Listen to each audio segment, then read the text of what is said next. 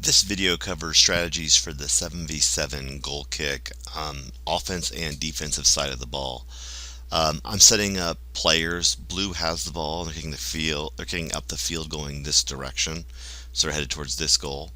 And I try to use numbers that reflect positionally what's happening on the field. So we have a striker, we have two wingers, a defensive mid, two center backs, and a goalkeeper. In this setup, in 7v7, the red is on defense, and you can see you have your wing players, your striker, your defensive mid, and your center backs lined up, and that they have to be behind the build out line at the time the ball is kicked. As soon as the ball is kicked, they can come into the play. This is a very common setup. It might even go even wider than this based on ability of player to build out of the back. And so goalkeeper would start play, build out, and then these players will be looking to find these spaces to then make passes here, or potentially switch the field back and go up the field this way.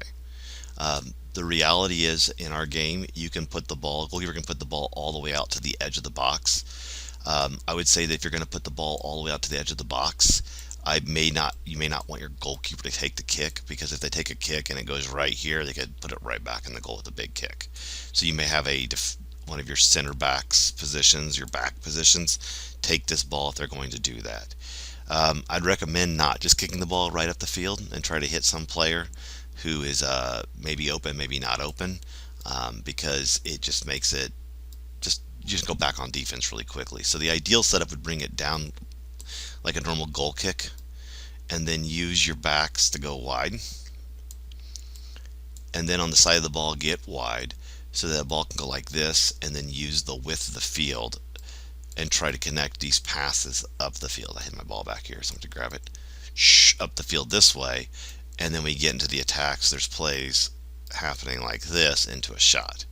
That would be the ideal way to play. If your team is not ready for that level of play, then you could get up here. Like I said, I'd use a different player, push these people up a little bit. If you know you're just going to try to blast it up the field anyway, maybe squeeze them in a little bit, and that way when you blast it up the field, at least there is some space where maybe you have three people that could maybe win the ball in this zone here, for example. Defensively, you'll see that lining up wise, the offense always wants to try to spread the defense out. They want to spread out to create as much width as possible, and the defense wants to stay compact. So what's happening here is the defenders are staying a little bit inside. So in case they go inside, they can get right up on here and be in a position to try to attack in real quickly.